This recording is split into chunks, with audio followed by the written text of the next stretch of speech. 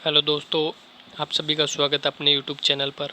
तो दोस्तों, आज जो है इडियम्स एंड फ्रेज का थर्ड वीडियो है। तो आइए शुरू करते हैं।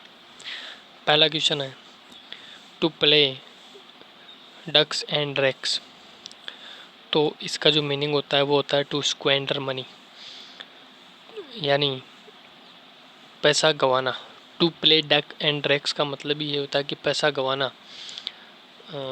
जैसे कोई फाइनेंशियल डिपार्टमेंट में जॉब करा था और वहाँ से अपनी जो है जॉब से निकाल दिया क्योंकि वो फंड्स के साथ में डक्स एंड ड्रैक्स कर गया है ना, यानी मनी को गवा दिया उसने। तो ये होता है to play ducks and drakes to squander money. अब इसको याद कैसे करोगे? जैसे कि कोई बंदा है जो डक्स एंड ड्रैक्स जो हर बार खेलता है और इन पर बहुत ज़्यादा पैसे लगा देता है, फिर वो हार जाता है तो पैसा गवा देता है। तो इसी को बोलते हैं टू स्क्वेंडर मनी। नेक्स्ट है टू ब्रेक द डक। इसका होता है टू बिगिन, यानी शुरुआत करना। जैसे क्रिकेट में देखा होगा कि जब पहला रन बनाया जाता है इनिंग्स का, यानी क्रिकेट में रन की क्या हुई है, शुरुआत हुई है, बिगिन हुआ है, तो उसको बोलते हैं टू ब्रेक द डक। ठीक है। नेक्स्ट है माई हैंड्स आर फुल। तो इसका होता है आई एम बिजी। अब आप ही देख लो कि आपके हाथों में एक से लेकर एक काम आ रहा है दबा दब, तो आपको मतलब कुछ भी रेस्ट नहीं है, आप बिल्कुल भी आप रेस्ट पर नहीं हो, आपको काम ही काम करना पड़ रहा है। तो आप क्या हो, बिजी हो। तो आपको जो भी कोई मिलेगा कि यार ये, तो आप कहोगे no, my hands are full, यानी मैं बिजी हूँ अभी। नेक्स्ट है राइज फ्रॉम एसेज, यानी टू राइज फ्रॉम लो। अब देखो इसका क्या मीनिंग है। जैसे आपने देखा होगा कि जापान में हिरोशिमा और नागासाकी पर अमेरिका ने बॉम्ब, जो एटम बम है वो डाला था। तो जो जापान है वो पूरी तरह से मतलब उसकी कमर टूट गई थी, उसकी इकोनॉमी सब कुछ ख़राब हो गया था।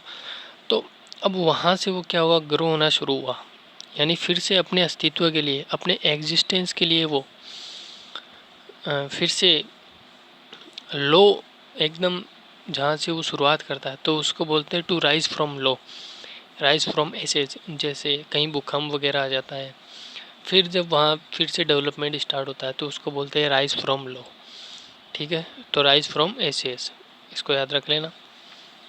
नेक्स्ट है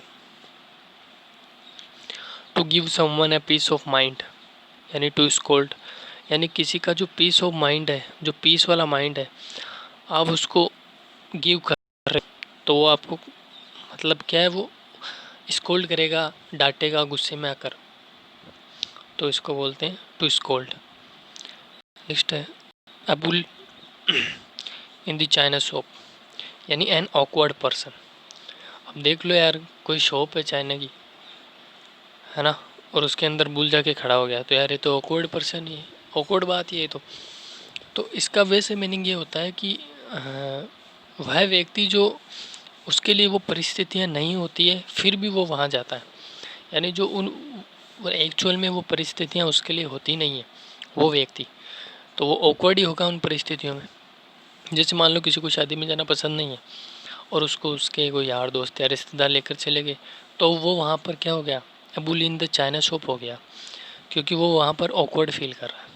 या फिर कुछ अतरंगा पहन के चला गया तो भी वो ऑकवर्ड लगेगा, है ना। तो इसको याद करने का तरीका मैं ये बता देता हूँ कि ए बुल इन चाइना शॉप, यानी कोई जो बुल है वो चाइना शॉप लग गया, तो भाई ऑकवर्ड ही लगेगा कि बुल यहाँ क्या करने आया है। ठीक है ना। Next to get away with, यानी टू एस्केप, यानी भाग जाना। अब भाग जाना ये नहीं है कि वो रन करके दौड़ करके भाग रहा है, नो। भाग जाने का मतलब है टू अवॉइड समथिंग, यानी आपने जो काम करना था आपने उसको अवॉइड कर दिया, एक्सेप्ट कर गए वहाँ से कि भाई मुझको नहीं करना, तो उसको गेट अवे विथ बोलते हैं। अब नेक्स्ट क्या है, टू किक वंस हील्स, यानी हील्स यानी होती है एडी, है ना, एडियो पर। तो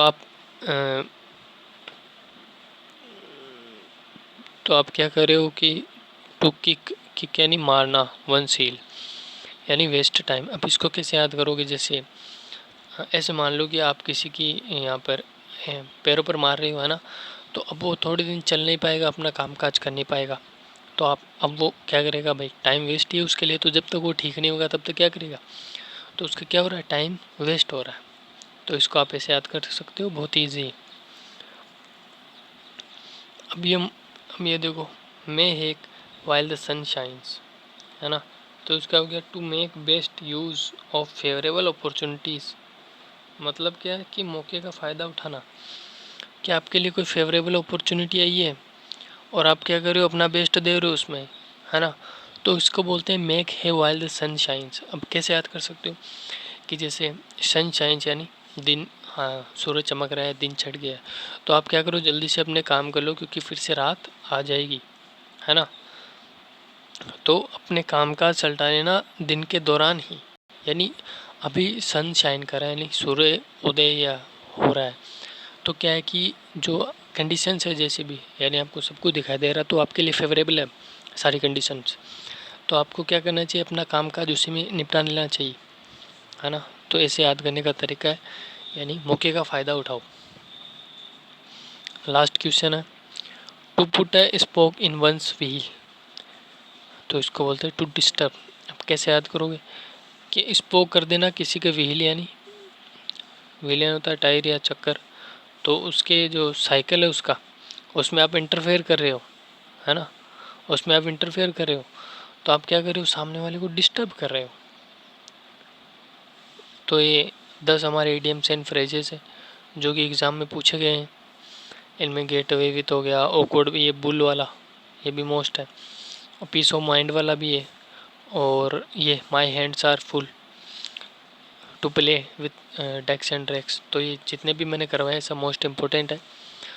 तो दोस्तों, वीडियो पसंद आए तो लाइक कीजिएगा और अपने दोस्तों में शेयर कीजिएगा और चैनल को सब्सक्राइब कीजिएगा।